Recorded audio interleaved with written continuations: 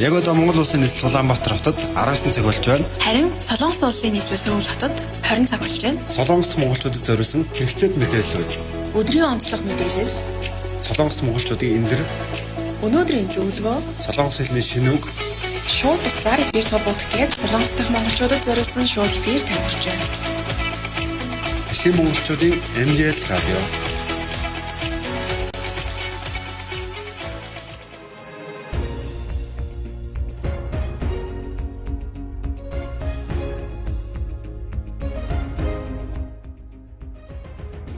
Манай Happy Residence төсөл нь Монголд анх удаага орон сууцны төлбөрийн хамгийн том боломж хөнгөлтийг танд санал болгож байна. Та орон сууц худалдан авахдаа бусдад хүү төлсөөр л байна уу? Харин бид танд хүү төлье.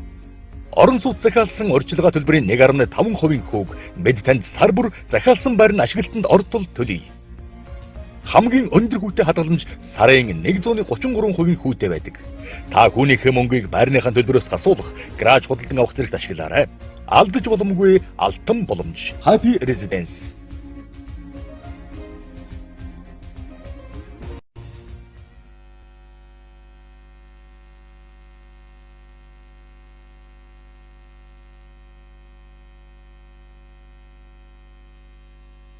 За та бүхэндээ орой мэндийг хүргэе.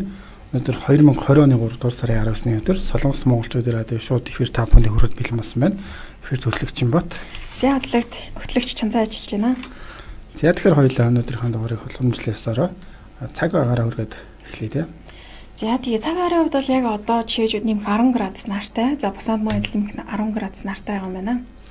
За Сөүлд яг одоо нэмэх 8 градустай бага зэрэг үүлтэй. Өдөртөө бол 10 градус, шөнөдөө бол нэмэх 3 градус бол байгаа юм байна. За та бүхэнд үргэлжлүүлээд Хаан банкны өнөөдрийн валютын ханшийг хүргэе. За тэгэхээр Хаан банкны өнөөдрийн валютын ханш маань бэлнээр авах нь 2.7 их буурсан байна шүү. Бэлнээр зарах нь 2.21, бэлэн босоор авах нь 2.10, зарах нь 2.21. За тэгээ албан ханш нь бол 2.21 гэсэн байна. Тэгэхээр өчтөрийн хувьд бол вооны ханш 2.15 таа байсан.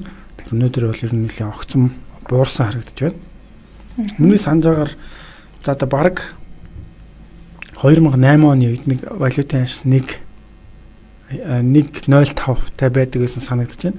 Тэгээ тогтмол өссөөр байгаад бол ер нь сүүлийн үед бол 2.30, 2.20 таа тогтмол байдаг гэсэн. Өнөөдөр бол нэлээд буурсан харагдаж байна.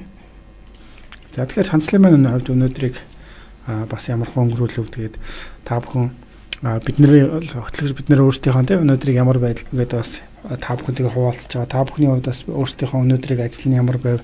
Тэгээд коронавигийн ч гэдэг юм нөхцөл байдал ямар байна гэж бид нарт мэдэгдэх ярилцах боломжтой байгаа. Эфирийн шууд утсаал Тэгдал 46 41 19 41 гэсэн дугаар байгаа. За миний хувьд бол яг өглөө ажилдаа ирээд Солонгосын бас интернет ертөнцид за болон элчин сайдын яамнаас гаргасан мэдээлж мөн олон төрлийн мэдээллүүдийг бол шалгадаг байгаа. Тэгээд хэдийн мэдээллүүд гарсан байсан. За тэгээд надаар гэх юм бол жоохон тоосны харшил маань хөдөлсөн байгаа. Гэхдээ гадуур явахдаа бас хамаагүй ханаавал хүмүүс нөгөө буруу ойлголт өгчөөгээд айгүй тэсэж юусаа ханаахгүй харшлахаа имийг угаалны тиймэрхүү байдалтай байгаа. За тэгээд онцлог гэх юм бол яг миний онцолж байгаа мэдээлэл гэхээс илүүтэйгээр өнөөдөр бас Солонгос нийлэн цаг агаарын хувьд жоохон салхитай шуурхтайгаа тий. За би энийг бас мэдээллийг хүргэчихье гэж бодож байна. За бүгдээ Солонгос улсын цаг уурын агентлагаас мэдээлж байгаарал өнөөдөр за орон нутгийн цагаар 9 цагаас эхлэн Дээгүү, Бусан, Улсан, Чежүү зэрэг хотуудад салхи секундэд 25 м, за Гёнгийн мужийн Янжуу хот, Инчон хотуудад салхи секундэд 24-с 32 м, Сөүлдд секундэд 13 м хүртэл хүчтэй шуурна гэсэн байгаа. За тэгээ өдрийн 12 цагийн байдлаар нийт нутгаар хүчтэй салхи шуургатай агаарын хуурай шилт ихтэй тул одоо иргэдийг тийм галт төмрийн аюулаас сэрэмжлэх дээрээс нь одоо онцгой ажил байхгүй бол нэг гадагшаа гарахгүй байхыг зөвлөсөн байлаа. Тэгэхээр маш одоо хүчтэй салхитай байгаа учраас одоо л яг ямар байгааг сайн хэлж мэдэхгүй байна. Гэхдээ яг энэ нь бол өдрийн гарсан мэдээлэл.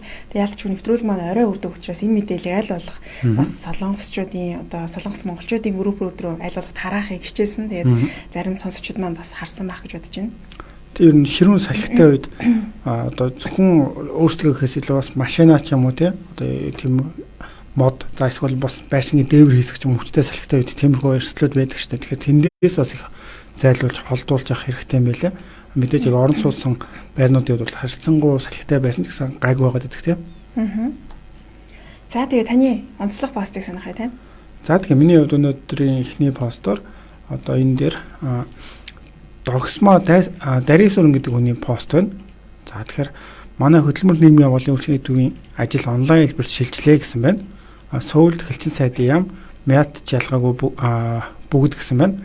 Солонгосоос очсон хүмүүсийг бүртгэх ажил хэлчин сайдын яамд болж нэлээд бужигсан. Тэнд манай төвөөс хүн хүч нэмэгдүүлж ажилласан ажилтнууд би 14 хоногийн хугацаанд гэр гэрээсээ ажиллаа ихээр зохицуултыг одоо дараах шуурхай хурлаанаар шийдвэрлэв. Та бүхэндээ сайн сайхныг хүсье. Дор бүрний хичээгээрээ ард түмэн фейсийн найзууд даатгалагчд минь 0.10 тэтэд утсаар ингээд төлөлтөө шалгуулж болно. Нийгмийн татгалтай холбоотой мэдээллийг авч болно гэдгийн пост байна. Тэгэхээр яг мэдээж манай төрийн байгууллагуудын салбарууд бол ажилтдаг байгаа тийм Солонгос улсад. Тэгэхээр саяын одоо энэ үүсээд байгаа нөхцөл байдалтай холбоотойгоор бол нэлээд бас тийм голомтын бүс гэдэг юм одоо ялангуяа энэ бүртгэлд хамрагдсан иргэдээс маань 2 хүний хувьд одоо коронавирус гэдэг илэрсэн тийм. Тэгэхээр энэ эргээд манай энэ төрийн байгууллагын маань эргээд 14 хоногийн хугацаанд гэрээсээ бол ажиллаа онлайнаар хийгээд ажиллаач хийн. Гэхдээ бас одоо юу гэдэг болгоомжих тийм илүүдэхгүй учраас ингэж бол арга хэмжээ авч байгаа юм байна. Тэгэхээр магадгүй нэг цагийн төв маань манай төвтэй бол хамтарч ажилладаг. Маргаашийн дугаар бол явдгаараа явна. Тэгээд амралтын өдөр ч гэсэн ер нь ажилтдаг байгаа. Тэгэхээр монголчууд маань бас зорж очих юм бол одоогор бол очих тийм боломжгүй байгаа юм. Тэгэхээр энэ мэдээллийг бас сонсоод онлайнаар одоо төлбөрөө гэдэг юм уу даатгалаа шалгуулад ингээд явах нь бол илүү хэрэгтэй байна гэсэн үгнээс энэ мэдээллийг онцолж байна. За үргэлжлүүлээд миний онцлог мэдээлэл өгөх юм бол цахан Солонгос улсад 17 настай сурагч коронавирустэй бас нас орсон юм тохиолдол гарсан. Тэгэхдээ энэ талаараас мэдээлэл тодруулуулга хүргээ тийм.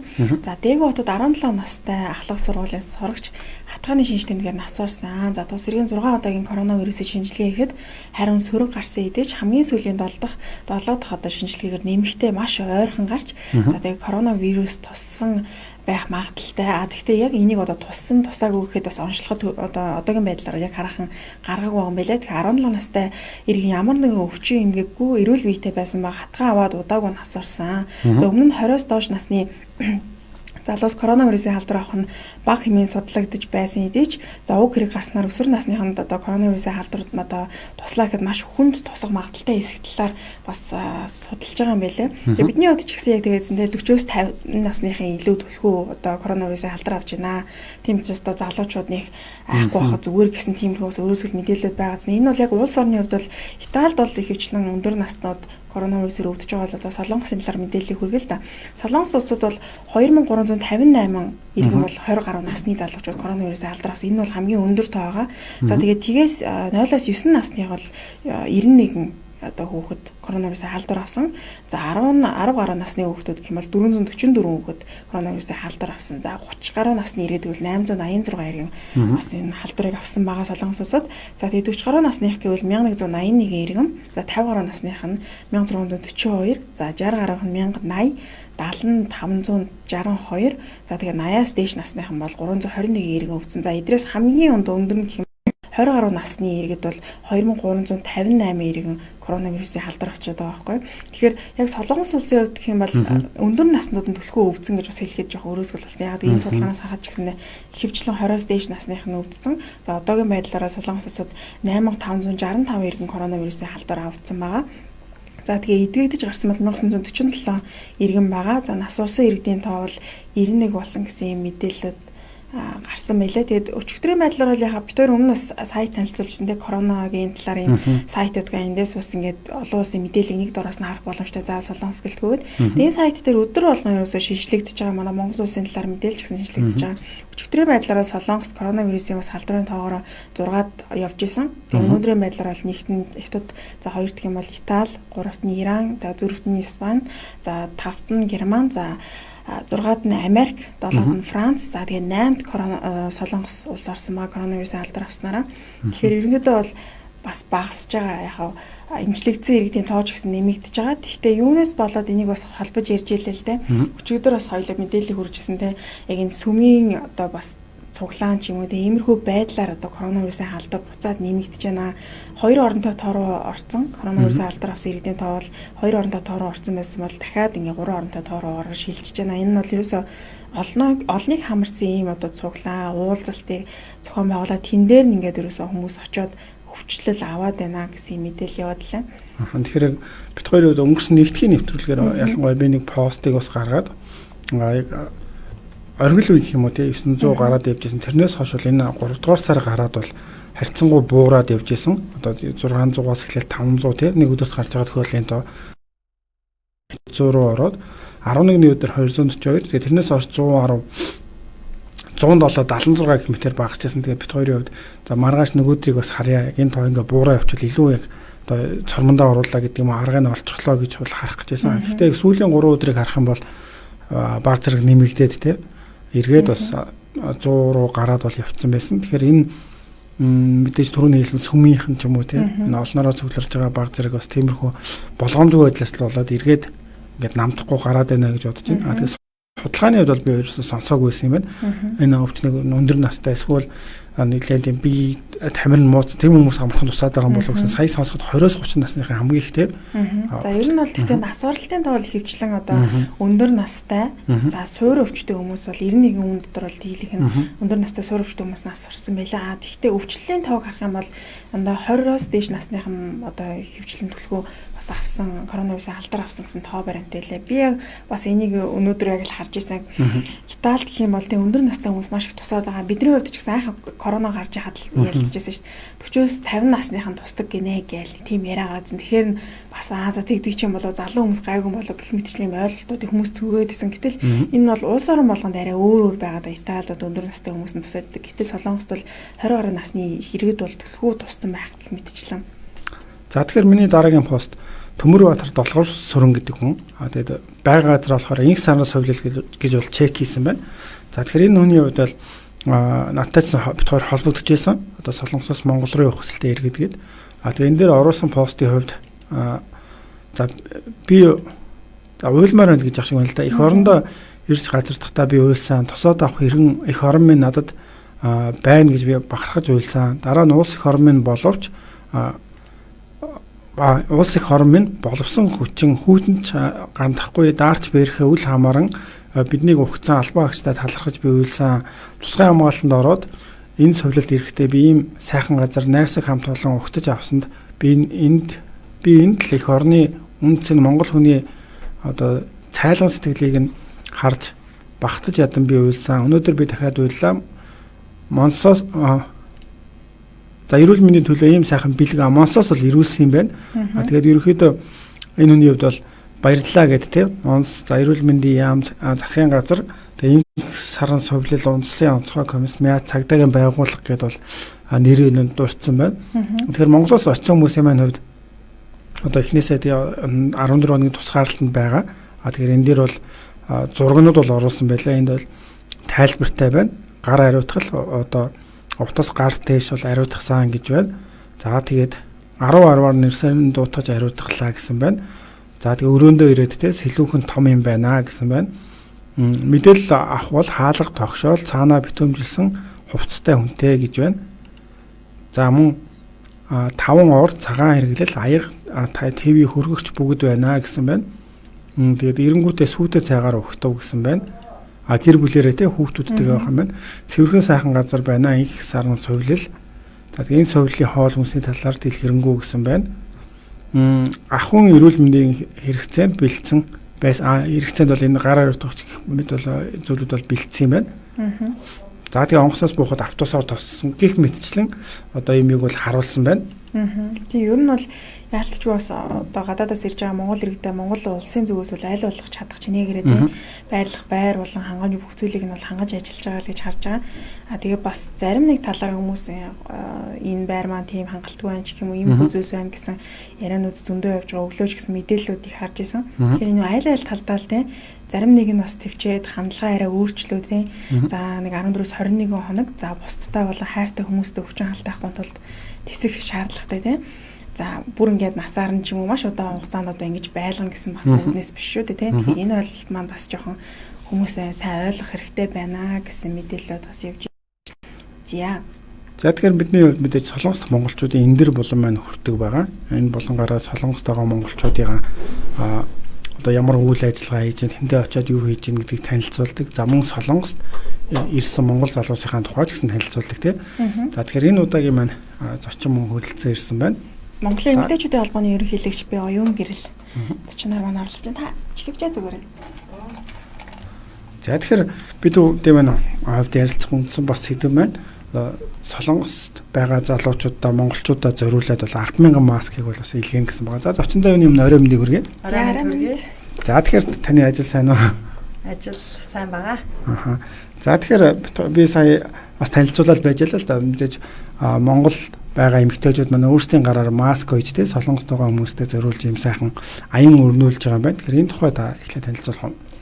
Тэгээ Монголын эмэгтэйчүүдийн холбооноос одоо коронавирус гарсантай холбогдуулаад биднээс үндэсний хэмжээнд 60,000 маскыг ойж нийт 21 аймаг 9 дүүргийнхаа салбар зөвлөлөөр дамжуулаад аймаг орон нутгийн онцгой байдлын комисс эрүүл мэндийн газрууд гээд хөргүүлсэн байгаа. Тэгээ Монголын эмэгтэйчүүдийн холбооны яг төв ажлын албанаас бол 10,000 маскыг эрүүл мэндийн яамд бид нар хүлээлгэж өгсөн.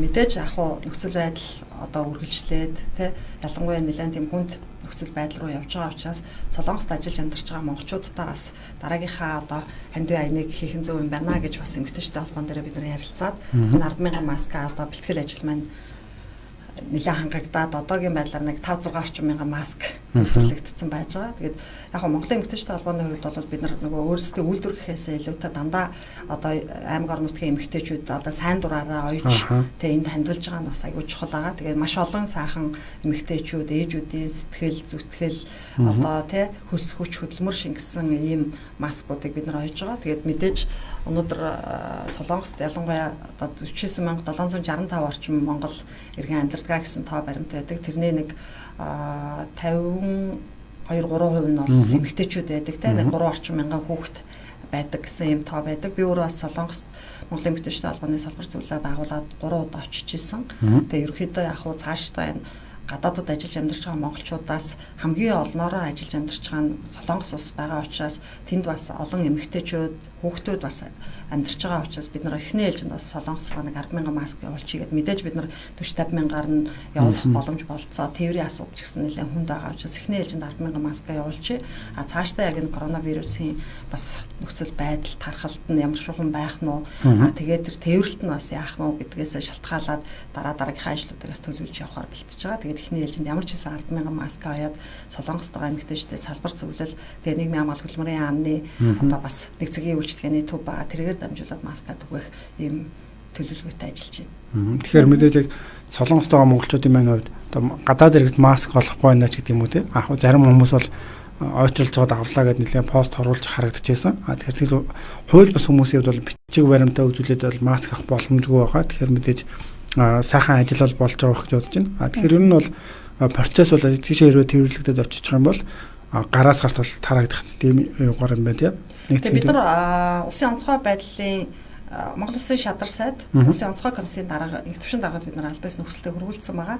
Тэгээд энэ бол ер нь солонгосч тэр монголч тэр нөгөө маск гадагшаа тээвэрлж импортлох, экспортлох гэдэг ингээд бүх тал дээр нөгөө хориотой байгаа учраас энэ дээр бас тодорхой зөвшөөрлүүд хэрэгтэй байгаа. Тэгээд ямар ч байсан шадар сайдад албан хүсэлтэд хөрвүүлсэн ихний байдлаар бол бид дэмжинэ. Энэ бол ягаад гэвэл солонгост бас 50,000 монгол хүнийг бид нар бүгдийг мэдээ зөвлөд аваад ирэх боломжгүй. Тэгэхээр хүмүүс ч гэсэн бүгд яг энэ вирусаар их орондоо ирэх боломжгүй учраас тэнд байгаа иргэдэд бид нараас харж үзэх нь бидний хувьд бол үүрэг юм а гэдэг утгаараа дэмжинэ гэсэн байгаа. Тэгэхээр хоёр дахь тусгай үүргийн онгоц бас яг одоогоор хизээ явах нь тодорхойгүй байна. Тэгэхээр яг тодорхой болохоор бас бид нараас тодорхой мэдээллүүдийг өгөөд явах юм байнамаа. Тэгэхээр зөвхөн Солонгос улс гэлгүй те олон улсад Монгол иргэд маань байгаа. Тэгэхээр цаашдаа бас өөр улсууд руу явуулах уу эсвэл Солонгос улсыг бас сонгох болсон шалтгаан те. Тэгээ ер нь бол яг түрүүн биелсэн ш Солонгос гадны улс орнуудаас хамгийн олон иргэн ажиллаж амьдарч байгаа нь Солонгос нэг 17-8 орчим мянган одоо хууль бусаар ажиллаж амьдарч байгаа монгол иргэд байдгаа гэж ярьдаг. Тэгэхээр нөгөө хууль бусаар ажиллаж амьдарч байгаа иргэдэд маань маск мэдээж олдохгүй байгаа. Яг хүмүүс янз бүрээр л ярьж байна л да. Нэгдүгээр үгүй Солонгосч хаач бид нар өөрснөө даваа маска хүмүүс ягаад өөрөө ойж болдгүй юм бэ гэж яг үндэ Монголд бол одоо хамаатан баг айл болгонд байдлаа юм шиг байгаа. Тэгэхээр монголчууд бол өөрөө өөрснөө бид нар нэг гэртээ байгаа хүмүүс өөрөө өөрснөө маск зүүчих бүрэн боломж байгаа. Хоёрдугаар гэх юм бол нутагтаа байгаа учраас маш олон хандууд тусламжтай байгууллагуудын олон сайхан сэтгэлтэй хүмүүсийн ачаар бас гайгүй нэлээ хандууд цуглараад бас үйл ажиллагаа аятайхан явж байгаа шиг байна. Гадаадад ажил амьдарч байгаа монголчуудын хувьд бол тэр болгон гэртээ нэг оюутлын машин тавиал маск оёо суугаад тахна хэд вүлээ гэдэг ийм асуудал байгаа. Тэгээд Солонгос бол нэгдүгээрт ойрхон байна. Хоёрдугаарт гэдэг бол олон монгол иргэд байна. Гуравдугаарт гэдэг юм бол одоо тусгай үүргийн онгоц маань тийшээ нэг 4 удаа явна гэсэн ихний одоо мэдээлэл гарч ирсэн. Тэгэхээр удахгүй 2 дахь үүргийн онгоц явахаар тээвэрлэлтийн асуудал аягүй чухал байна л да. Бусад улс орнууд руу тээвэрлэл хийгдэхгүй юу те ахаад онгоц нисэхгүй үгүй юу гэд яг тэнд очихороо бас тараах болцоо нөхцөл бас ямар байна. Тэр бүр ингээд те нэг дор оршин суугаад авах боломжгүй учраас тэр хүмүүс ганцхан маск авахын тулд хэдэн зуун километр явах уугүй юу гэдэг асуудал. Солонгост бол бүхэлдээ Монгол таун гэдэг монголчууд баг нэг дор суурьсан маш одоо те том төв цэгүүд байгаад байгаа учраас тэрээр бид нар бас тараах түгээх ажил маань боломжтой гэж үзэж байгаа. Тэгэхээр мэдээж та бас түрүүнсэн тийм одоо нэг Монголын эмэгтэйчдийн холбооны салбар зөвлөлд Солонгост байгуулах ажлаар бол Солонгос руу явж исэн хэрэг зарим хүмүүсийн маань хувьд энэ холбооны тухай ч юм уу тийм сайн мэдээлэл байхгүй хизээ байгууллагууд ямар үйл ажиллагаа явуулж эхэлж байгаа тэр талаар танилцуулга. Тэгээ Монголын эмэгтэйчдийн холбоо одоо энэ жил бол 96 жилийн ойн олж байгаа. Азийн анхны эмэгтэйчдийн байгууллага гэж явдаг. 1924 онд Монгол улс анхны одоо үндсэн хуулиараа эмэгтэйчүүдийнхаа бүхлэг ёсыг халж сонгогдох эрхийг баталгаажуулснараа энэ холбоо байгуулагдчихсэн. Тэгэхээр үндсэндээ Монгол Улсын тусгаар тогтолтоо нас чадсан үеийн байгууллага байгаа. Анхны дараагаар нь их зохиолч Дашторжийн Нацагторжийн гэргээ Пагам дулам гэж эмэгтэй ажиллаж исэн. Дараа нь Ихчанжийн Сүхбаатарын гэргээ Жумаагүй 17 жил энэ байгууллагыг удирдах гэсэн. Сонмын удвал Доржийн мөнхөө Дашаа гэрэл сүрэ Эрдэнэ чимэг гээд Монголын бас одоо домог улсын эмэгтэйчүүд энэ Монголын эмэгтэйчдийн байгууллагыг удирдах гэсэн юм төвхтэй. Миний хувьд бол би ажиллаа 1 жил 5 сар болж байна. Энэ хугацаанд би Солонгост 3 удаа ажлын томилт хийсэн. Эхний томилтоор одоо 20 гаруй төрөөмс байгууллагатай уулзж исэн. Бас нэлээд олон одоо иргэдтэй уулзж исэн 100 хэдэн одоо хүмүүстэй уулзж байгаа Монголын эмэгтэйчдийн холбооны салбар зөвлөлийг байгуулахын зөв юм а гэд бид байгуулсан байгаа. Гэхдээ өнөөдрийн хүртэл мэдээж Монголын эмэгтэйчдийн холбоо 90 оноос өмнө бол энэ төр олон нийтийн статустай баг одоо төрийн одоо чиг үүргийг гүйцэтгэдэг ийм одоо том байгууллага байсан бол 90 оноос хойшоо энэ хоёр нийгмийн солилцоо тий ардчлал нэг марснаас хойшоо Монголын эмэгтэйчдийн холбоо төрийн бас байгууллагын статустай өнөөдрийн хүртэлх сүүлийн 30 жил үйл ажиллагаагаа явуулж байна. Тэгэхээр бид нар ямар нэгэн байдлаар одоо төрөөс санхүүжилт байхгүй байгаа учраас Солонгост байгаа салбар зөвлөлийн хувьд бол зүгээр л одоо сайхан сэтгэлтэй хэдэн эмэгтэйчүүд нэгдээд сайн дурын үндсэн дээр бас энэ салбар зөвлөлийн үйл ажиллагаа явж байгаа. Ямар нэгэн одоо санхүүжилт байхгүй учраас өдөр болгон үйл ажиллагаа явуулаад тэнд цалин хөлс аваад тэ ажил хийгээд байгаа гэдэг ойлголт бол биш. Тэнд яг л ажиллаж Солонгост ажиллаж амьдарч байгаа иргэд маань ямар ажил хийдэг үү, ямар одоо зарим нь оюутнууд байна те, зарим нь одоо ингээд хувьдаа ажил хийж байгаа, хуваараа хөдөлмөр эрхэлж байгаа ч хүмүүс байна. Айл одоо Солонгосын компанид ажиллаж байгаа ч хүмүүс байна гэд ийм эмэгтэйчүүд одоо сайн дурын үндсэн дээр нэгдээд ажиллагаа цаг зав өөрийнхөө одоо гэр бүлдээ зориулах цагаасаа хумслаад бас энэ Солонгост үйл ажиллагаа явуулахад нэгдээд явж байгаа. Тэгээд Монгол сургууль дээр би 2 удаа очиж ирсэн Солонгост. Тэгээд сүүлийн удаа очихдаа бас лекц тавьж ирсэн гэд. Ер нь бол яг хуу цаашдаа хамгийн олон иргэд маань ажиллаж амьдарч байгаа тэр дундаа Солонгост ч 27-8 мянган эмэгтэйчүүд 3 орчим мянган хүүхэд байдаг. Бас нэг 2500-600 орчим Солонгос одоо нөхөртөө одоо Монгол эмэгтэйчүүд байна. Үндсэндээ Солонгосын бэр гэсэн үг. Нэг 150 гаруй Солонгосын хүргэн байна. Манай Монгол одоо эрчүүдтэй гэр бүл болсон гэд цаашдаа энэ олон соёлт гэр бүлийн асуудал тэн дээр яг Монгол хүүхдийн хүмүүжлийн асуудал, өв соёл гэд нэлээд одоо ийм ажлуудыг зохион байгуулахаар төлөвлөж байгаа. Тэгэхээр цаашдаа бас манай нэвтрүүлгийг үзээ те маск хандивлыг ч юм уу эсвэл бас өөрийнхөө хийсэн маскыг өгөө гэсэн хүсэлтэй хүмүүс бас өгөх боломжтой байсан. Тэгээд тэрээ боломжтой бол яаж хандах вэ те? Тэгээ Монголын эмэгтэйчдийн холбоо гэдэг пэйж байгаа. Бас Монголын эмэгтэйчдийн холбоо бол бүхэн өргөний хойдлын сүгийн удирдах газрын хойдлын оршилт үеийн 6 давхарт манай байгууллага байдаг байгаа. Бид нартай шууд холбогдоод манай имэйл хаяг, Facebook пэйж, айлсвал офисын утсаар холбогдох боломжтой. Ер нь бол яг бид нар түрүүн хэлсэн олон сайхан ээжүүдийн сэтгэлтэй хүч хөдөлмөр хөлс шингэсэн энэ маскыг бид нар явуулж байгаа. Энд бол хэрвээ Солонгост сууж байгаа иргэд маань сонсож байгаа бол одоо тэнд ийм тусгай шүүлтүүрүүдийг зардсан байлээ. Тэр шүүлтүүрүүдийг аваад энэ даваа маскантаа өөрснөөс хийгээд энийг ингээ ашиглах боломжтой. Тэгэхээр мэдээж одоо тэрийг угаагаад хэрэглээд хэд дахин ч хэрэглэх юм боломжтой байгаа учраас та бүхэн маань Монголын эмэгтэйчдийн холбооны Солонгост байгаа салбар зөвлөлийн бас тэргүүлэгчид гишүүдтэй маань холбогдоод онгоц маань хизээ очих нь те мэдээж чи сайдын амдч бас бид мэдэгдэн. Тэгэхээр хоёр дахь одоо тусгай үүргийн онгоц хизээ очих талаар бид нараас мэдээллүүдийг үе шатгаар хүргэнэ. Тэгээ мэдээж Солонгос улсад бол дандаа хөдөлмөрийн насны залуучууд маань их байдаг тий. Тэр дундаас аюул эмэгтэйчүүд би бол яг зүгээр анх очихдаа анхны төсөөллөөр эрэгтэй хүмүүс Солонгост ажиллаад байдаг гэж бодож байгаад дараа тоо баримт харсан чинь эмэгтэйчүүд нь илүү байдаг тий. Тэр юу нэг яг эмэгтэй хүмүүсийн маань нийгмийн оролцооч гэдэг юм уу өөртөө залуу хүмүүс өөртөө босд эмэгтэйчүүдийг нийлж хөгжүүлэх гэдэг тийм санал хүсэл одоо ирмэл байдаг баг. Тэр юу нь Монголын эмэгтэйчүүдийн холбоо маань ямар чиглэлээр үйл ажиллагаа явуулж голцоо эмэгтэйчүүдтэй бол одоо ямар үйл ажиллагаанд бол идэвхтэй оролцдог хүмүүс маань. Тэгээ Монголын эмэгтэйчүүдтэй холбоо өмнө би хэлсэн 95 жил энэ жил 96 жилээ болж байгаа. Тэгэхээр Монгол улсын түүх гэдэг бол 20 дугаар зууны Монголын түүх бол одоо түүхтэй Монголын эмэгтэйчүүдтэй байгуулах салшгүй холбоотой. Тэгэхээр үе үед л Монголын эмэгтэйчүүд гэхээсээ илүү Монгол гэр бүл рүү чиглэсэн маш томоохон бодлогоодыг Монголын түүхэнд бас хийжсэн байдаг.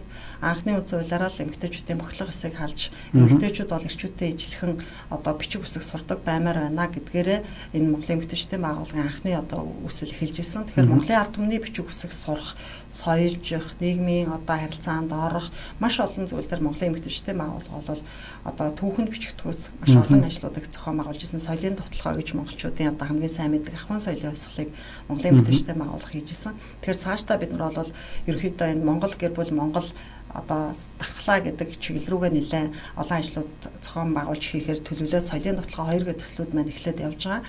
Ялангуяа гадаадад ажиллаж амьдарч байгаа монголчуудын хувьд тэнд сурч байгаа хүүхдүүдийн боловсролын асуудал аягүй чухал байдаг.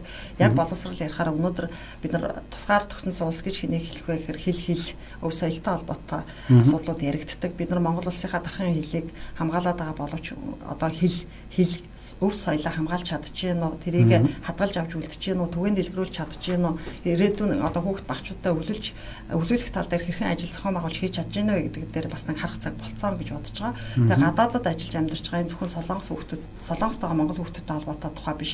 Ер нь бол гадаадад байгаа маш олон монгол хүүхдүүд монголоор ярьж чадхаа болсон, монголоор бичиж чадхаа болсон, монголынхаа түүхийг мэдхээ болсон, монгол өв соёлоо бас сайн мэддэггүйгээд тэгэхээр энэ чиглэл рүү бид нараас нэлээд олон ажлуудыг зохион байгуулахаар төлөвлөж байгаа. Монголоор ярьж чадахгүй, монголоор бичиж чадахгүй хүүхд энэ улсын түүх, энэ улсын одоо ирээдүйн санаа зовх уу гэдэг дээр эцэг их хүн болгон бас анхааралтай хандаж энэ тал дээр бас бид нартай хамтарч ажилласаа гэж хүсэж байгаа.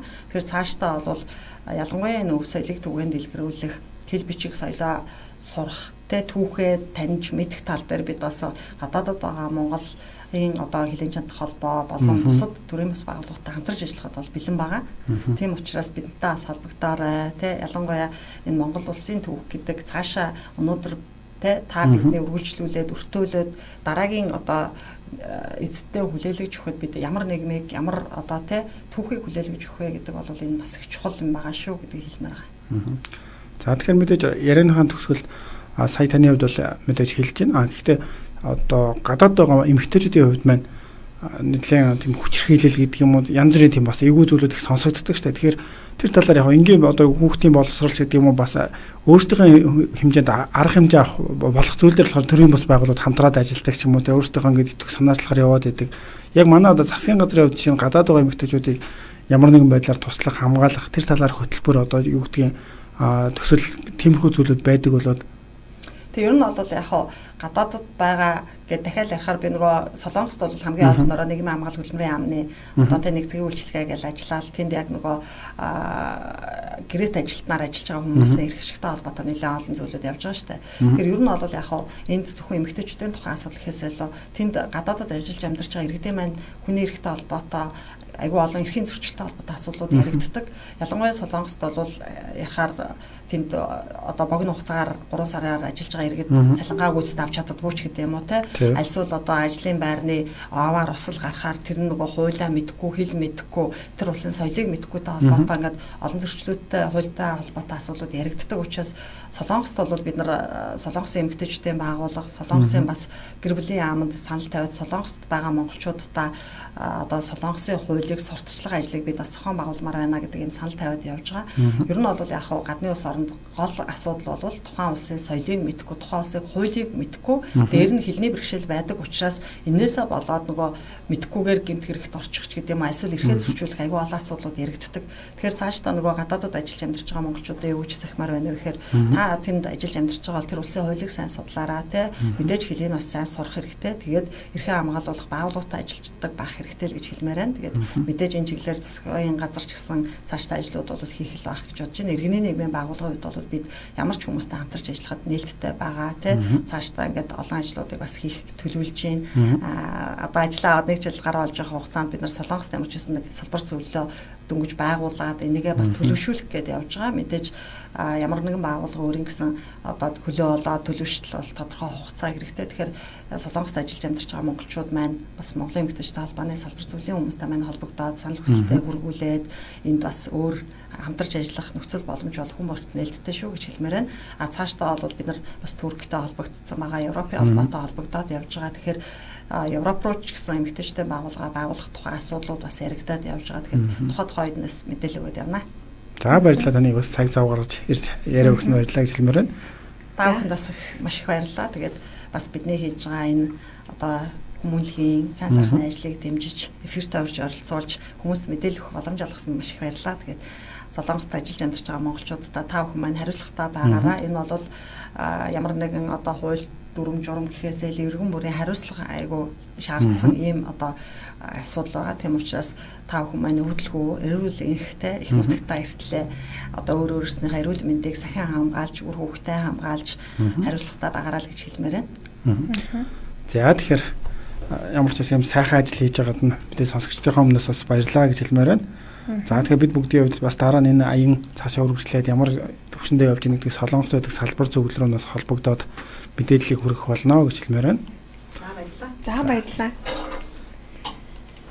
За тэгэхээр хоёулаа өргөжлүүлээд бас сонсогчдоо нэвтрүүлэг болгон дээр хүргэдэг байгаа. Солонгосын одоо зах зээл те хамгийн их одоо хүмүүсийг үзэж байгаа одоо бичлэг эсвэл монголчуудтай маань холбоотой ийм бичлэг ч юм уу те иймэрхүү бичлэгүүдийг хүргэж байгаа. За тэгээд би өмнө болохоор хамтран ажиллах нутгийн буян группийнхаа бас мэдээллийг өргөе. Одоо энэ 3 дугаар сар гараад цагаагаар дулаарч байгаатай холбоотойгоор манай энэ нутгийн буян группийн Хэберстенс хотгоны бол үйл ажиллагаа одоо нэлээд барилгын үйл ажиллагаа бол идэвхжсэн байгаа. Тэгэхээр энэ дээрээс та бүхэн бас Хэберстенс хотгоны тий пэйжийг бол одоо эндээс харах боломжтой. Тэгэхээр яг газар дээр нь ямар үйл ажиллагаа явагдаж байна. 16-наас эхлээд бол энэ дээр одоо барилгын ажил эрчимжээд одоо ажлууд бол нэлээд эрчимтэй явагдаж байгаа гэсэн тийм мэдээлэлүүд бол тавигдаад эхэлсэн байна. За тэгээд энэ Хэберстенс хотхон маань 704 айлын орон сууц 704 тий айлын орон сууц. За тэгээд доороо бол бас автомашины зогсоол за тэгээд хүүхдийн тоглоомын талбай гэдэг энэ зохицоороо бол баригдаж байгаа.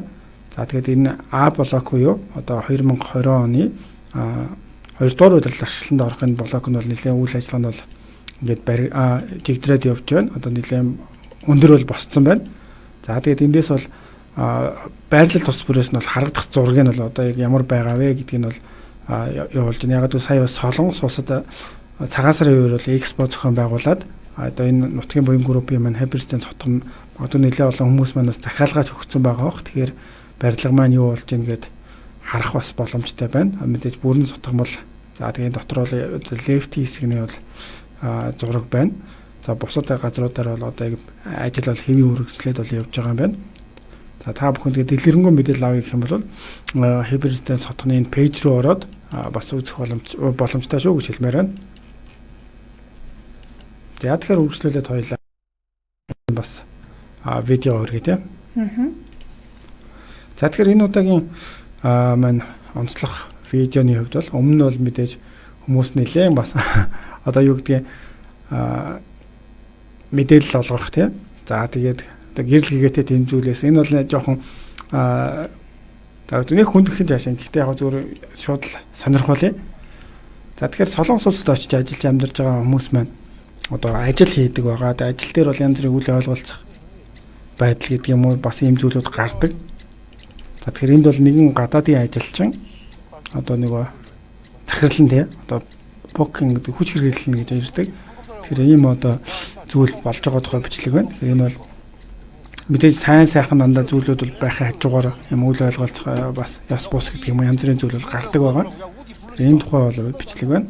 За энэ бичлэгэн дээр бол ерөнхийдөө яг гадаад тэнгэрийн ажилчин маань бэлий өгөхийг шаардсан байгаа. За тэгээ нөгөө бас ажиллуулж байгаа хүмүүс маань өөдөөс нь уурлах юм хандлага гаргасан. Бид хоёр бол яг нэвтрүүлэг дээр өмнө нь ийм төрлийн бичлэгийг хүргэе гэж байгаа зориог. Гэхдээ энэ бол яалтчгүй одоо нийгэмд байгаад байгаа асуудал. Яг тэнд очиод ажиллаад амьдарч байгаа хүмүүс маань тэгээ бас тохиолдоод байгаа асуудал учраас энэ дээр бас өнөөдөр хүндээ. Тэгээ энэ бичлэгэн дээр харахад бол ер нь Үзбекистан улсын иргэн юм байлаа.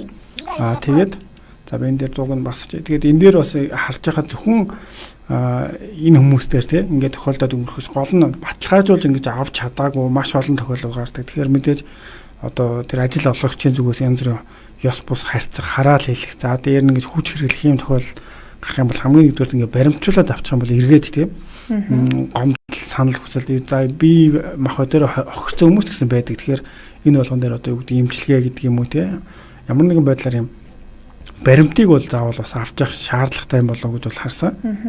За энэ бичлэгэн дээр ч гэсэн гарч байгаа яг Солонгос улсуудаас хууль бусаар амьдарж байгаа болон яг ийм гэрээгээр ажиллаж байгаа иргэд дунд судалгаад гаргахад бол 75% нь ийм хатуу ширэг үг хэллэг тий одоо энэ хараас ийм үг хэллэг хэлдэг гэсэн бол 15% нь хүчирхийлэл тодорхой хэмжээнд бол ерөөсөө байнга байдаг гэж байгаа.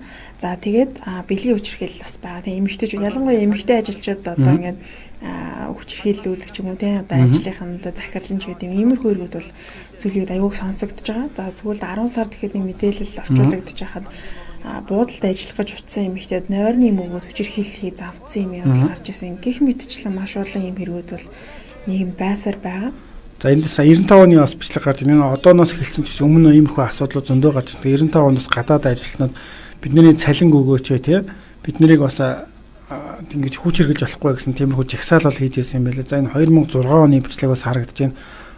Одоо гадаад ажил олгогчдоос болоод ийм гартаа тий ийм сорив одоо юу гэдгийг гараа гимтэх тийм тохиолдол гарч ирсэн. За тэгээд энэ 14 онд ч гэсэн мөн гадаад ажилтныг одоо бүлэглэж зодох гэх юм уу тийм бас хэрэг гарч энэ дээр ажлын цагаар унтсан гэдэг тийм суугаад байлаа унтсан гэлээ тийм шалтгаан хэлсэн байлаа.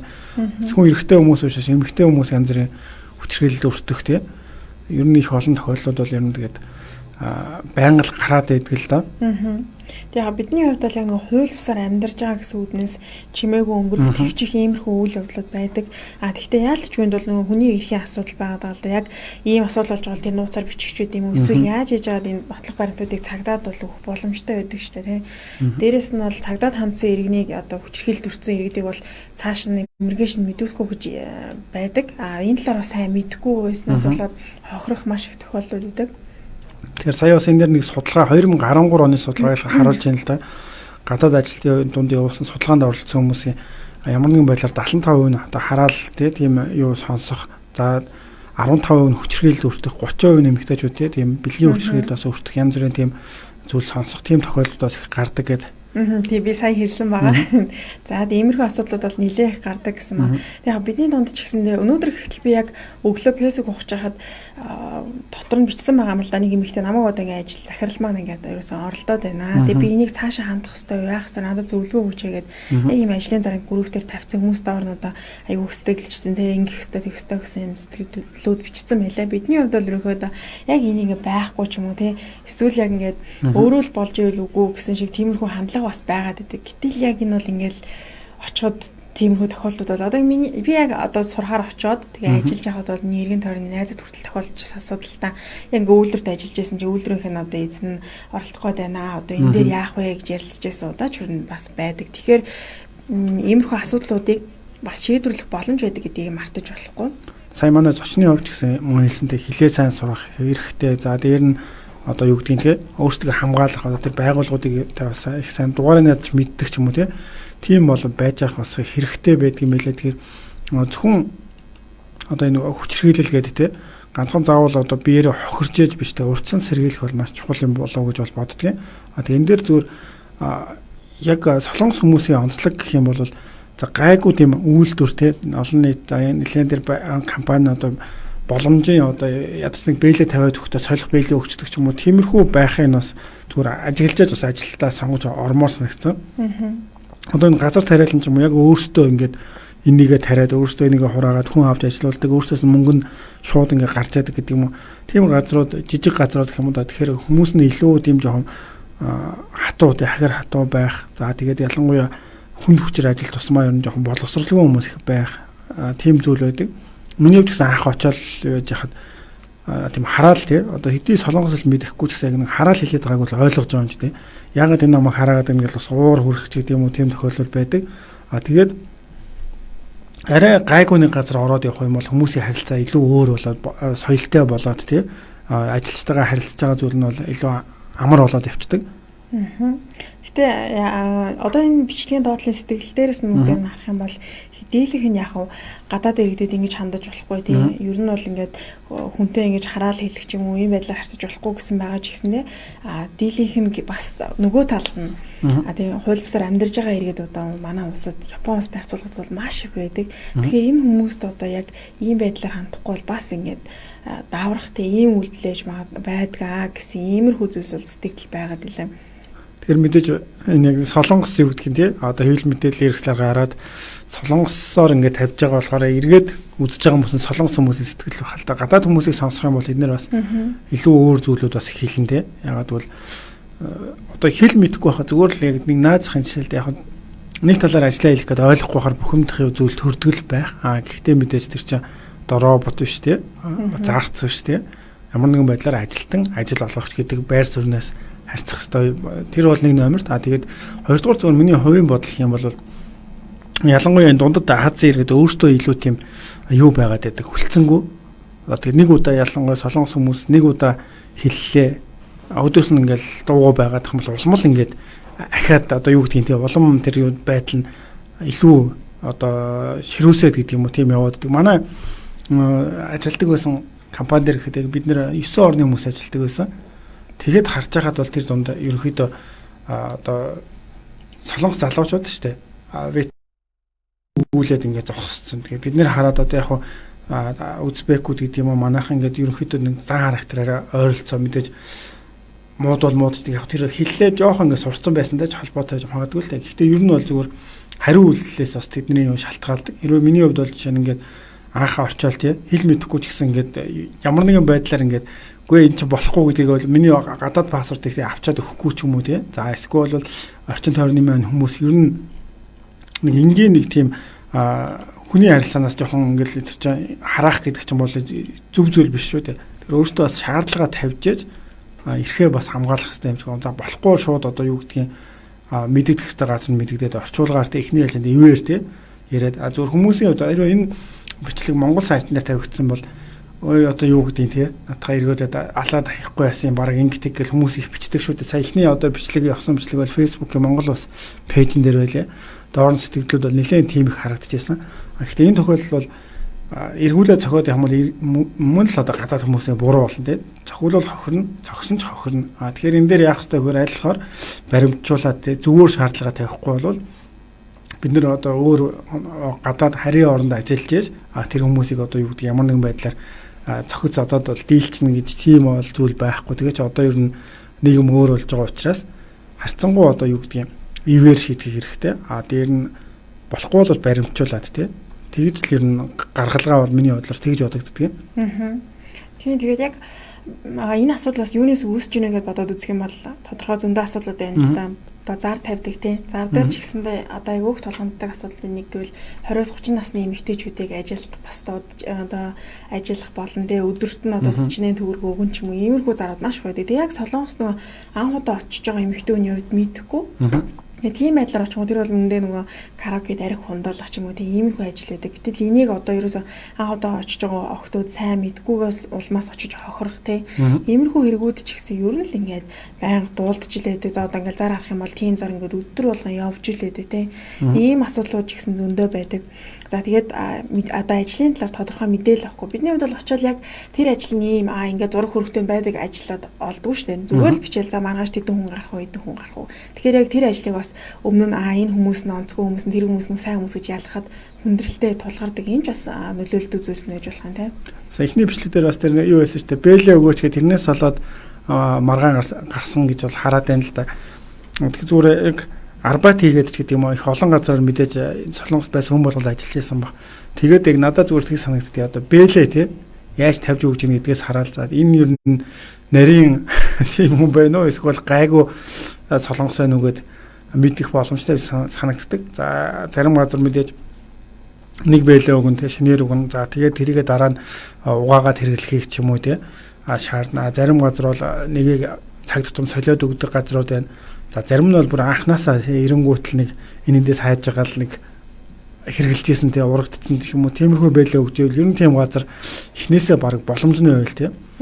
Нэг их ажиллаад ах нь зөв биш баха. Ягаад гэвэл тийм зүйл дээрээ нарийн байгаа хүмүүс эргээд бас нөгөө хүмүүстэй ямар хандах уу аль болох хямдхан зүйлээр ба одоо хямд хүчээр их ажил хийх гэсэн тиймэрхүү бас хүмүүс байдаг болов уу гэж харагддаг. Бас нэг тулгамдаад байгаа зүйл нь ажиллаа хийдэг цалингаа авч чадахгүй асуудал байна тий. Сая 12 сард үлээ 10 сард үлээ бас л мэдээ орчуулж хахад гарч ирсэн л да. Гадаад иргэдэд ажлын хийлэгчэд цалингаа нь олохгүй оронд нь купон өгч исэн цаасан юм шаргал өнгөтэй. Тэгээд 100 оны купон за өнөөдөр чинь цалин гэдэг юм цаасан купон өгсөн. За тэгээд тэрийгээ цуглуулж хагаад одоо жилийн дараа тий цалингаа авна гэж байхгүй. Яг үүндээ тэр хүмүүс нь тухайн үед бол өгөөгүй.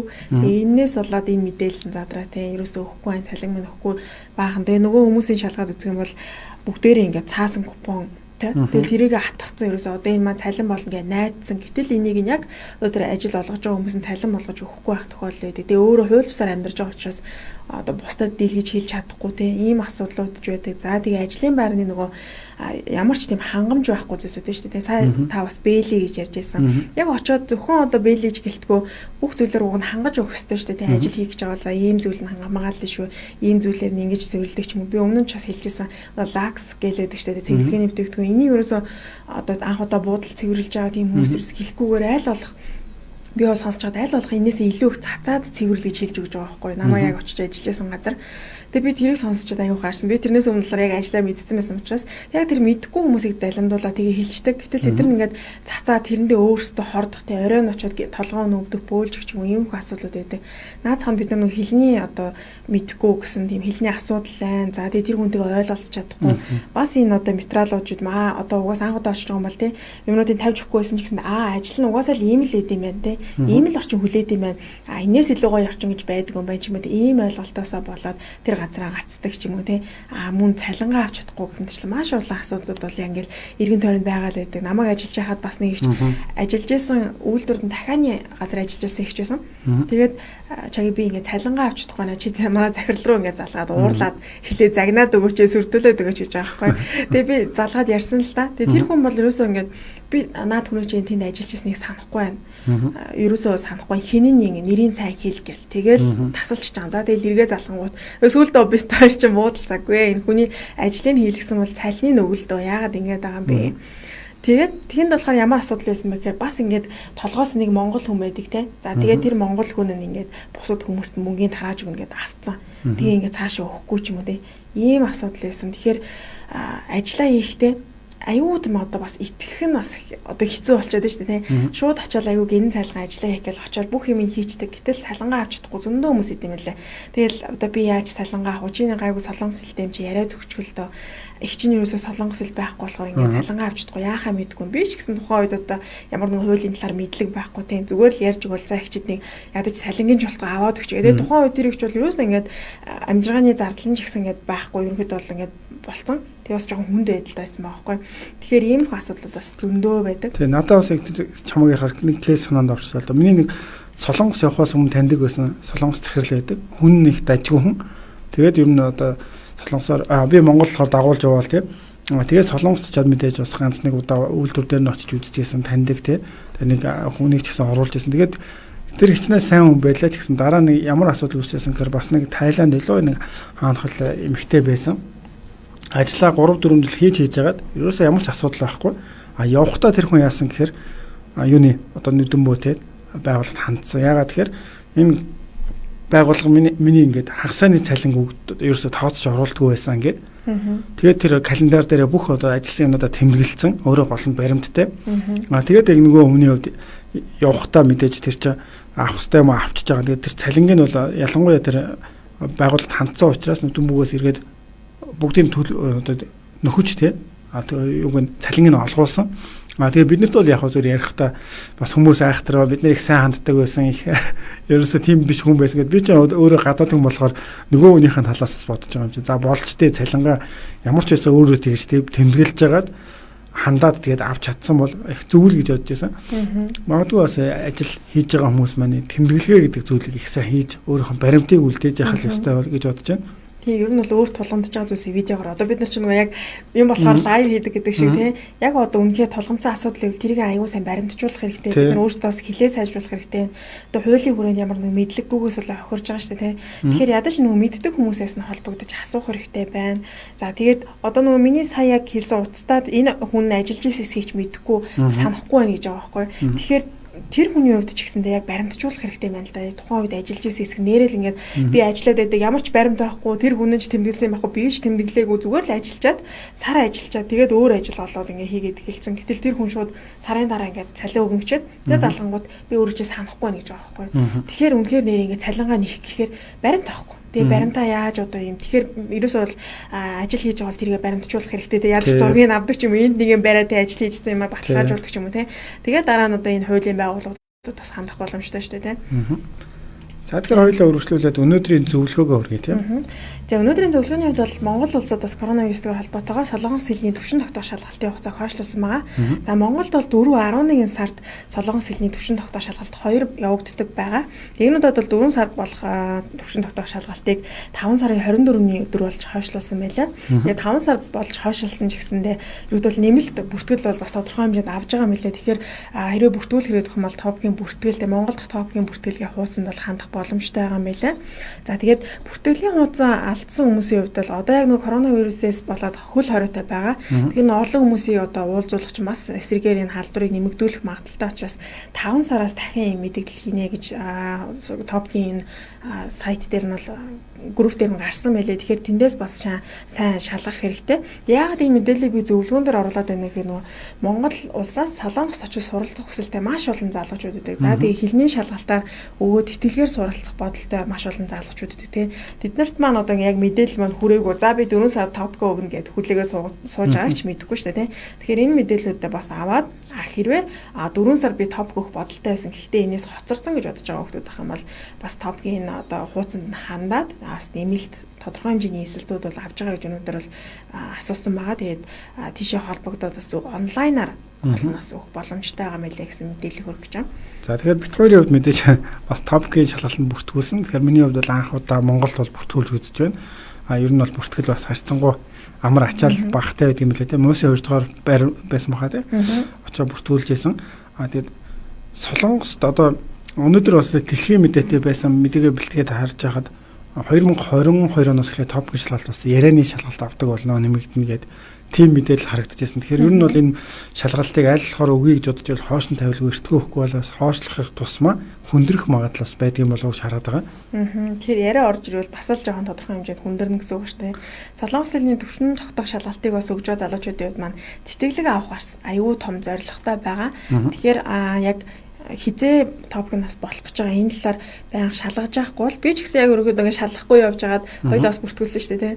Тэгээ яг ингээд сая харсан чи нэрээ бас хоошилсан. За тэгээ мэдээж материалаа хайсан хүмүүс бол дахиж авах боломжтой. За одоо бол аль хэдийн тодорхой хэмжээнд бүртгэлээ бас ингээд шалгалт тухайн үед бол 4 сар гарахад өгч чадахгүй, 5 сар гараад өгч чадахгүй гэсэн хүмүүс маань буцаан бас мөнгөө авсан, аль хэдийн авсан. Тэгэхээр иймэрхүү мэдээлэлээс хоцорсон иргэдээ бас мэдээлэл хүргэе гэсэн зорилттой байсан. За тэгээд нэмээд хэлэхэд яг топгийн шалгалтын хувьд бол би сүүлд нэг найзгаа шалгалтанд хүргэж өгөөд тэгээд шалгалтын хувьд бол өглөө 9 цагаас гэж байсан. Тэгээд маа найзын хувьд бит хоёр арай эрт очсон өгнө. Тэгээд наан яг нэг дэлгүүр ороод идэх юм авчигээ жоохон удаад. За тэгээд 9 цагаас жоохон өнгөрөөл явхад 10-аас шалгалт нь байгаа. Тэгээд 9 цаг 20 минутаас хаана гэсэн мэдэхгүй бид нэр 9 цаг бараг 22-3 минутанд очсон байхгүй. Тэгсэн чинь одоо юу гэнэ дотроос нь сургуулийнхаа төгжээ ингэж хийгээд тэгээд ямар ч юу байхгүй одоо уг нь бол ингээл тэр хаалга нөгөө онгоолгол орчих юм бол шалгалт эхлэх болоогүй байгаа шүү дээ. Тэгэхэд бол хаалга барьна гэсэн цагийг бол миний хувьд анзаараг байсан, найзын маань хувьд анзаараг байсан. Тэгээд ялангуяа шалгалт одоо энэ чинь нөгөө топт бүртгүүлээр аягүй хурдан дуусчихдаг шүү дээ нөгөө юунууд нь зайд.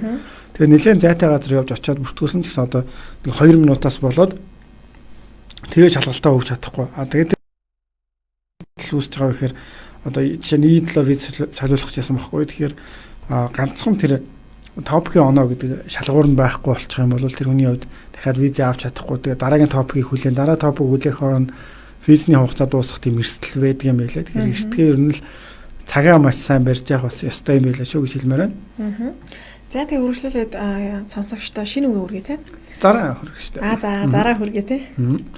За тэгэхээр бит хоёрын хувьд мэдээж сонсогчдоо өдөр тутам одоо Солонгост байгаа монголчуудад хэрэг болох ажлын зар за бусад заруудыг л хүргэж байгаа. За эхний зар болохоор кавандод буудалд гэр бүл эсвэл хоёр эмэгтэй ажилд авна гэж байна. Цаг нь бол 9-оос 21, цалин 1.8 сая, 17 өрөөтэй. Утасны дугаар TG107685, TG9T7 гэсэн байна. За дараагийн зар өрхөө. Чамд харагдаж байна уу? За надад одоор харагдах байна. За оёдлын туслах нэг эмэгтэй авна. Өглөө 9-оос орой 7 хүртэл сард 4 авна. Цалин сая 700 гэрээсээ явах боломжтой байна. Хил гадарлах болон нас 40-оос доош байх хэрэгтэй. Утас 010 79 97 34 88 мангуу ёг гэсэн байна. За тэгэхээр дараагийнх нь саамшилтаа байрлаад янз бүрийн ажилд гарах 2 эрэгтэй авна. Байрандаа сард 120-ыг төлнө. Цалин 90-110 хооронд. Өдөртөө бол мөнгөө төлөх юм байна. Өгөх юм байна. 45-аас доош насны харийн хүн авахгүй гэсэн байна. Утас 010 79 97 34 88 том гуанж гэсэн байна. За тэгээд дараагийн зар нь Кямбук Кимчон хотод үйлдвэрийн ажилд 4 эрэгтэй авна. Виз хамаагүй, хил хамаагүй 010 34 14 29 28 гэсэн байна. За апарт цэвэрлэгээ 3 эмэгтэй дахин авна. 7-оос цагийн 7-оос 5 юм бай. Сард 4 авна. Байр хоолтой өдрийн 70 байнгын ажил 10 хоногоор илдаанаа өгнө. Хил нас харгалзахгүй хоног хугацаа хамаагүй гэсэн байна. За мөн дөрөвний утас байна. 010 79 97 34 88 гэсэн дугаар байна. За сөүлт хуучин галт тооны тавилга зөөх ажилд 2 эрэгтэй авна. Байр хоолтой өглөө 7:30-аас оройн 18 цаг 010 7685 TG9T7 гэсэн дугаар байна. За тэгээд дараагийн зар нь 7 дугаар шугам 7 дугаар шугам дээр өрөө төрөөслөлнэ. Барьцаа 100 төрөөс 130 010 888 0144 гэсэн дугаар байна. За сөүлд ажил хэлээ мэдэх нэг эмэгтэй яралтай авна. Цаг нь 12-оос 12, сард 3 амна. Цалин сая 700, хоолны 250, өрөө 53, өрөөнд зургуулаа явна. Буудалдаа байрлан шинэ нэгдэд удаагүй байгаа. 010 76 техник 2721. Тэгээд жич зараа сайн уншаад уцтаарай гэсэн байна. Хөдөө буудалд 2 сар ажиллах нэг эмэгтэй яралтай авна. Утас 010 39 68 0255 гэсэн байна. За өнөөдөр бол иймэрхүү зарууд байна.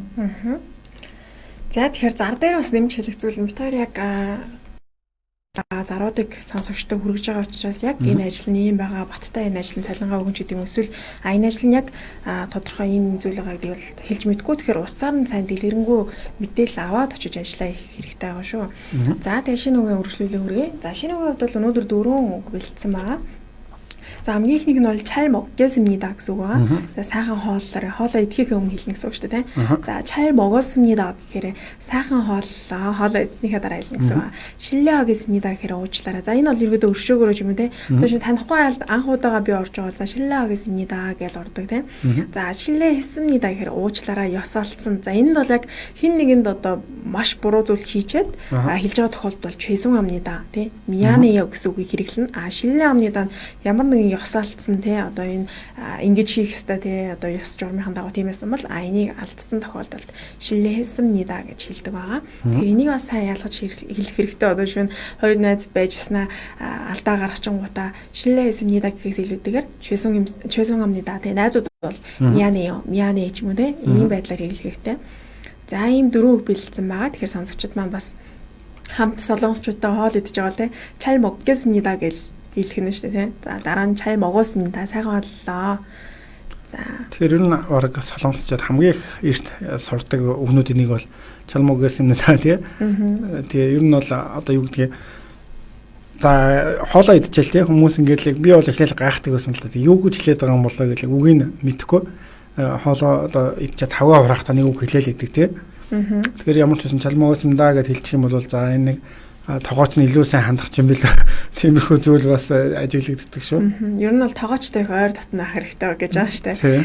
Тэгээд яг миний хувьд ч гэсэндээ сүүлийн үед би яг Солонгост очиод сурсан юм шиг байгаа. Би яг гэртээ ирлээ гэж хүүхдүүд чинь гадаашаа гарчаад гэртээ ирэнгүүтээ хаалгаар ангууд би ирлээ, чанцаа ирлээ, хин ирлээ, суян ирлээ шүү гэж хэлдэг шүү дээ. Би тэрээс сурсан юм сүүлийн үед надад гэртээ очоор за би ирлээ гэж хүн байхгүй мөртлөө ганцаараа тэр айгу сүүлдээ ингээд дасцсан байсан. Тэр шиг бидний хувьд л яг хоолоо идчихэл бүгдээ би бэлгэрэл за сайхан олцгоё гэж нэг хэлдэг шүү дээ. Яг заримдаа сайхан одлоорой гэж хэлжээд хоолоо идэг. Эсвэл зүгээр шууд хоолоо идэг ч юм байдаг. Энэ бол яалт ч тухайн орны соёл те бас нэг ийм зүйлс байдаг юм шиг байна. За тэгээ хоёулаа үргэлжлүүлээ цаг агаараа сонсогч дөрөв те. За тэгээ. За цаг агарын хувьд бол маргааш үдээс өмнө чэйжүүд нэмэх 7 градус, за бусаанд бол нэмэх 6 градус байна. За үдээс хойшдоо чэйжүүд нэмэх 17 градус нартай байна. За бусаанд бол нэмэх 16 градус нартай байна. За тэгэхээр төвийн бүс буюу Сөүл маргааш өдөртөө нэмэх 14 градус, шөнөдөө нэмэх 7 градус баг зэргийн үлтэй байх юм байна. Тэр нь бол ирэх 7 хоногийн цагаараа харж байхад бол ер нь бүр 20 руу гараад өвцөн байх шүү. Их дулаарах юм байна. Тий, ер нь Солонгост дулаарсан байна гэж бас манай найз холбоо барьж хэлж байсан. Манай Монголд ч гэсэн ерөөдөө дулаарчаад байгаа тий. Өнөөдөр бол жоохон сэрүүхэн байна гэхдээ. Тэгээ удахгүй бас сакура дэлгэрэх бол болцсон байна тий. За ингээ 2020 оны 3 сарын 19-ний Солонгост монголчуудын радио шууд эфир маань энэ төрөйд өндөрлж байна. За шууд эфирээс Чимбат, за хөтлөгч Чанцал Дулам, за найруулагчаар төвшин ажилласан байгаа. За тэгээ маргаашийн дугаараараа яриг уулзлаа түр баяртай. За түр баяртай. Яг одоо Монгол улсын нийслэл Улаанбаатар хотод 19 цаг болж байна. Харин Солонгос улсын нийслэл Сөүл хотод 20 цаг болж байна. Солонгост монголчуудад зориулсан хэрэгцээт мэдээлэлүүд. Өдрийн онцлог мэдээлэл. Солонгост монголчуудын эндэр Өнөөдрийн зөвлөгөө, Солонгос хэлний шинэ үг, шууд утсаар эфир толгойд гээд Солонгос дахь монголчуудад зориулсан шууд эфир тавьж байна. Дэлхийн монголчуудын MJL радио